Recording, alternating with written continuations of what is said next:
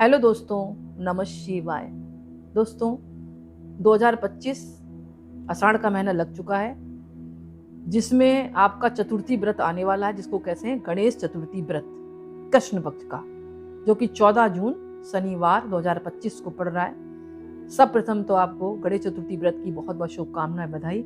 अगर आप व्रत रखते हैं तो प्रातःकाल संकल्प करें गणेश भगवान की पूजा का और व्रत का। पूरे दिन व्रत रखें, शाम के समय भगवान श्री गणेश की कथा सुने। आषाढ़ मास की आती कथा का श्रवण करें, भगवान के गणेश मंत्रों का जाप करें, श्री गणेश चालीसा पढ़ें, गणेश भगवान के सहस्त्र नाम का पाठ करें। भगवान को आप सिंदूर जरूर चढ़ाएं, चमेली का तेल मिलाकर। यानी इनके जो शरीर का श्रृंगार है ना, वो सिंदूर से किया जाता है, लेपन कराया जाता है, इनको बहुत अच्छा लगता है। इसके अलावा लाल या पीले गुलाब के फूलों की माला आप चढ़ा दें। पीले गेंदे की भी मिल जाए तो आप चढ़ा सकते हैं। नैवेद्य चढ़ाएं, मोदक चढ़ाएं और पान अर्पण कर सकते हैं भगवान को। इसके अलावा आप समी वृक्ष के पत्ते मिल जाएं, वो भी भगवान को आप अर्पण कर सकते हैं। और अगर किसी की जन्म पत्रिका में बुध खराब है तो ये दिन व्यर्थ न जाने दें। आपको क्या करना है, हरे मूंग की दाल 1.25 किलो लाकर पोटली बनाकर हरे कपड़े में रखकर भगवान के चरणों में, इसके बाद आप दान कर दें। अच्छा, ये दान आप जो है प्रत्येक महीने की दो चौथ आती है ना, कृष्ण पक्ष की और शुक्ल पक्ष की, इस पर भी कर सकते हैं, तथा बुधवार को भी कर सकते हैं। आपका बुध ग्रह अच्छा होगा, चाहे जैसा भी जन्मपत्री में हो, मतलब उसके परिणाम देखने में अच्छे होंगे आगे आने वाले समय में। इसके अलावा 11 या 21 दुर्वा की गांठें चढ़ाएं। शाम के समय कथा का श्रवण करें और चंद्रमा को अर्घ्य दें, क्योंकि ये व्रत जो है चंद्रमा को अर्घ्य देने के बाद ही खोला जाता है। और भगवान को गुड़ और घी का नैवेद्य चढ़ाएं। और गुड़ और घी का नैवेद्य चढ़ाने के बाद जो गुड़ और घी का नैवेद्य है ना, वो किसी गाय को खिला दें। ये आप चौथ को भी कर सकते हैं, प्रत्येक बुधवार को भी इनका उपाय कर सकते हैं, आपको अद्भुत लाभ देखने को मिलेगा। अच्छा, पूरे दिन अगर व्रत रख रहे हैं तो आप चाय वगैरह तो पी सकते हैं, फलाहार भी कर सकते हैं, लेकिन अन्न की चीजें कोई नहीं खाएंगे। शाम को चंद्रमा को अर्घ्य देने के बाद ही आप भोजन ग्रहण करेंगे। कुछ उपाय कर सकते हैं, कुछ मंत्रों का जाप कर सकते हैं।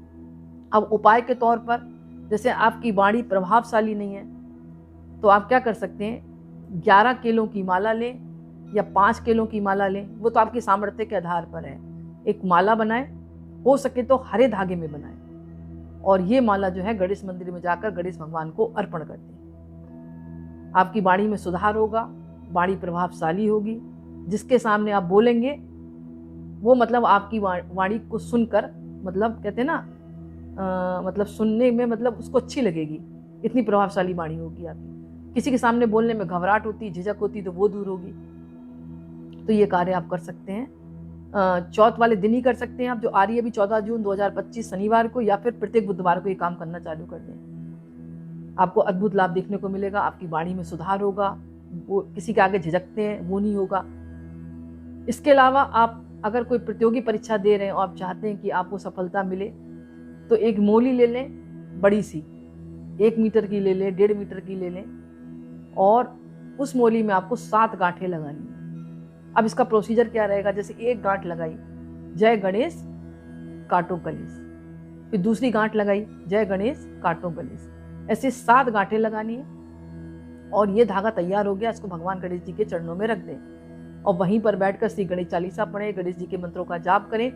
उसके बाद जब भी आप प्रतियोगी परीक्षा देने जाएं तो उसको गले में धारण कर सकते हैं, अपने पर्स में रख सकते हैं, जेब में रख सकते हैं। आप जिस परीक्षा के लिए जा रहे हैं या जिस भी कार्य के लिए जा रहे हैं, आपको सफलता निश्चित मिलेगी। इसके अलावा इस उपाय को आप बुधवार को भी कर सकते हैं, क्योंकि गणेश भगवान का उपाय है, जैसे बुधवार का दिन भी भगवान गणेश का होता है। तो चौथ पर भी कर सकते हैं, जो महीने में 2 चौथ पड़ती है, कृष्ण पक्ष की और शुक्ल पक्ष की।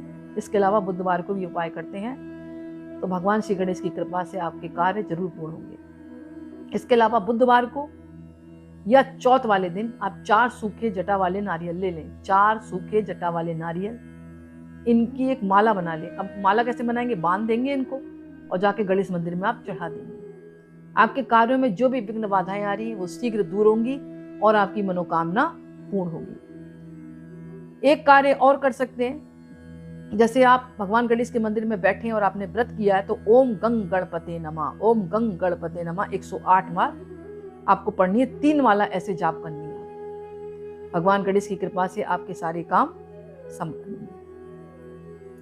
और अगर व्रत रख रहे हैं तो ब्रह्मचार्य का पालन करें, दिन में सोए नहीं, मन को सात्विक रखें और दान पुण्य जरूर करें। इसके अलावा भगवान के 12 नामों का स्मरण करें। ये नाम स्मरण करते हैं तो आप किसी की मनोकामना पूर्ण होती है।